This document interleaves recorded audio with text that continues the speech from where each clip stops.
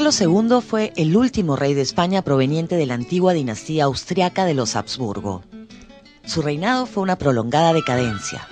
Era conocido como el hechizado, porque era débil de mente y de cuerpo. En su época se suponía que era víctima de brujería. Gobernó largos 35 años, durante los cuales la política española consistió en no variar nada para favorecer mejor los apetitos personales de consejeros y válidos de la corte. El declive de España se había iniciado desde su mismo apogeo, porque en vez de industrializarse se volvió rentista, viviendo con holgura de la plata exportada del Nuevo Mundo y comprando manufacturas en Inglaterra y en menor medida en Holanda y Francia. España, que había sido la primera potencia del planeta en el siglo XVI, cuando fue la conquista de América 170 años después, al terminar el siglo XVII, había descendido a la triste condición de país de segunda o de tercera categoría, en una Europa donde el liderazgo era claramente británico. En el año 1700 se presentó el problema de la sucesión del hechizado, que fue muy conflictiva, porque el rey de España no tuvo hijos y se presentaron dos candidatos fuertes. Por un lado, el futuro Felipe V, que era nieto del rey de Francia, Luis XIV, siendo su abuela María Teresa una española de la Casa Real, hermana de Carlos II. Por otra parte, también aspiró al trono español el archiduque de Austria, Carlos, quien era el segundo hijo del emperador Leopoldo, siendo su madre española y hermana de Carlos II. Por lo tanto, ambos eran primos y tenían similares derechos. Inglaterra, Austria, Holanda y Portugal apoyaron al pretendiente austríaco, quien fue reconocido como gobernante en Cataluña y Aragón. Barcelona negoció su apoyo a cambio de la promesa de mantener la autonomía de las regiones. Pero Francia apoyó a Felipe V, quien gozó de gran sostén popular en Madrid y en toda Castilla. La guerra fue larga y llena de vaivenes. En un momento parecía que Felipe estaba perdido, pero se repuso y logró la victoria final, que se consagró en la Paz de Utrecht en 1713. Sin embargo, España tuvo que realizar costosas concesiones a Gran Bretaña, como autorizar la posesión inglesa de Gibraltar y el permiso a un navío de la misma nacionalidad autorizado a comerciar con Hispanoamérica. Felipe V llegó al trono de España inaugurando una nueva dinastía, los Borbones, que eran primos de los reyes de Francia. A partir de ese momento, se estableció la alianza entre ambos países, que habría de gravitar en Europa a lo largo del siglo XVIII. Felipe V era muy consciente de la decadencia española y se propuso realizar reformas que restablecieran sus pasadas grandezas. Durante su mandato y hasta en el de Fernando VI, que fue quien lo sucedió, se realizaron amplias reformas en España misma. Llegaron al poder ministros ilustrados que trataron de renovar las estructuras y ponerlas a tono con los adelantos en otros países europeos. La educación fue una herramienta principal del cambio.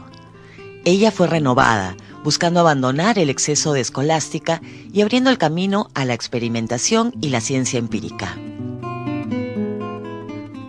Asimismo, Felipe V trasladó la casa de contratación que tenía el monopolio del comercio con el Nuevo Mundo de Sevilla a Cádiz, donde tenían asiento un grupo significativo de comerciantes franceses. Al llegar el reinado del tercer monarca Borbón, Carlos III, se emprendieron las reformas en América misma.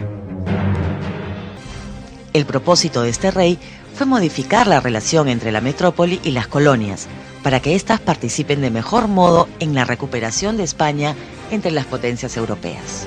La mayor cercanía con Europa movió a los Borbones a favorecer la porción atlántica de sus dominios, en detrimento de las áreas situadas en el Pacífico. Por ello, formaron una capitanía general en Venezuela, sustentada en la exportación de cacao, un nuevo producto al alza en el siglo XVIII, cuando el consumo de chocolate se expandió por todo el orbe occidental. Los futuros estados de Colombia y el Ecuador fueron separados del Virreinato del Perú al formar el territorio de la Nueva Granada, creado como virreinato en 1740 con la intención de conferirle estabilidad al gobierno español en la parte norte de Sudamérica. Ese mismo año de 1740, los Borbones suprimieron el antiguo sistema comercial de las flotas. Hasta ese entonces, en Sevilla o en Cádiz, se alistaba una flota que navegaba toda junta por el Atlántico, conduciendo todas las mercaderías que se comercializarían en América. Esa flota luego se dividía en dos, una parte a México y la otra para el Perú. Así, en Portobelo y Cartagena se reunían inmensas ferias donde se intercambiaban todas las mercaderías europeas que se comercializaban en Sudamérica. A esa feria solamente tenían derecho a asistir los comerciantes limeños. Este sistema de las flotas y las ferias había dado origen a un gran contrabando y fraude, y fue eliminado por los Borbones. El tema había recibido considerables críticas, entre las cuales destacan las Noticias Secretas de América, obra escrita por los marinos ilustrados Jorge Juan y Antonio Ulloa, donde se informaba al rey del extenso contrabando que circulaba en América y cómo el sistema estaba corrompido. En ese momento se implementó un nuevo sistema comercial denominado registros sueltos, por el cual los barcos salían en forma individual de Cádiz y recorrían la nueva ruta del Cabo de Hornos, transitando por Buenos Aires y Valparaíso antes de llegar al Callao. De este modo el comercio limeño pasó de primero a tercero en el orden de llegada a América de las mercaderías europeas. Por ello, una zona privilegiada fue Buenos Aires, cuya ubicación le permitía a España disputar el liderazgo de Sudamérica con el Brasil, por entonces posesión de Portugal.